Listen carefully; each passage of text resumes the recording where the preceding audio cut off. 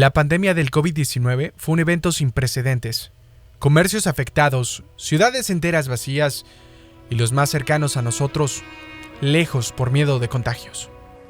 Estela Santana e Ismael Torres Marín fueron una pareja de tantas que sufrieron en medio de esta pandemia, donde su casa era el único lugar seguro y las visitas no eran una opción. Experiencia en la pandemia, en el encierro, fue un poco fuerte porque no pude ver a mi familia, perdí muchas amistades a consecuencia del virus. El encierro estuvo muy pesado. Como la mayoría de nosotros, la pandemia para Ismael y Estela estuvo difícil, y aunque se tenían el uno al otro para darse compañía, las actividades físicas que requieren para mantenerse activos se volvieron peligrosas. Iba yo al parque, al bosque, a caminar, se cerró. Iba yo a hacer ejercicio, cosa que también se cerró el centro donde yo iba, el lugar, y todo eso se detuvo mi vida, detuvo mi rutina.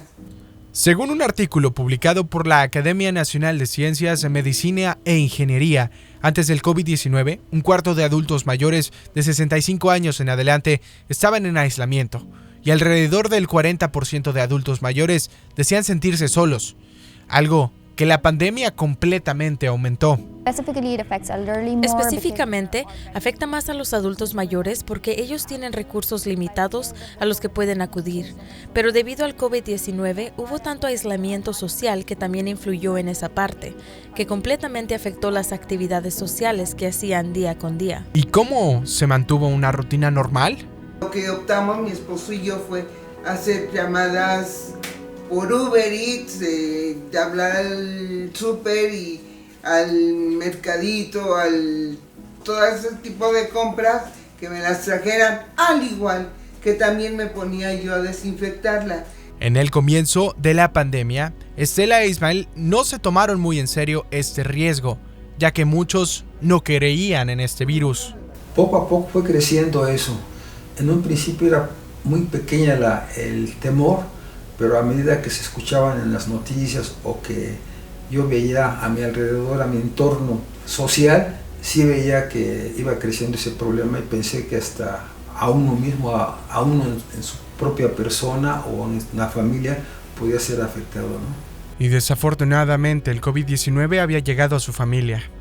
El esposo de su hermana, el cual estaba en el grupo de riesgo, ya que tenía problemas de salud y más de 65 años de edad, se enfermó. El miedo invadía a Ismael. Mucho miedo, porque va a contagiar a mi hermana seguramente, independientemente de lo que sentía por él, va a contagiar a mi hermana. Hecho como así fue, la contagió.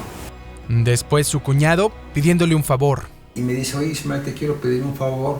Todo esto ya con una voz muy maltratada. Me dice, ¿te acuerdas que un día visitamos los funerales, una funeraria X? Te pido de favor que hables por teléfono y que hagas una cotización. ¿Cuánto cuestan los servicios de la funeraria para 2 personas? Se estaba refiriendo a él mismo y a mi hermana. Aunque fue difícil, Ismael cumplió el último deseo de su cuñado, el cual días después murió de COVID-19. Su hermana sobrevivió, pero por cuestiones de secuelas de COVID-19 falleció meses después. En Estados Unidos, los adultos de 65 años en adelante componen el 16% de la población, pero según cifras de la CDC, el 75% de las muertes relacionadas con COVID-19 fueron de este grupo, y aunque Ismael y Estela sufrieron los estragos de la pandemia, salieron adelante y tiempo después pudieron conocer a un nuevo miembro de la familia. Y aunque las vacunas y el acceso a poder luchar contra este terrible virus existen ahora en día, el miedo inminente de contagiarse y las secuelas mentales se quedan aún con ellos. Un poco al tema de que pues como ya está uno más grande, ya es uno más susceptible de que pueda ser uno afectado por ese problema de la pandemia, ¿no? del COVID.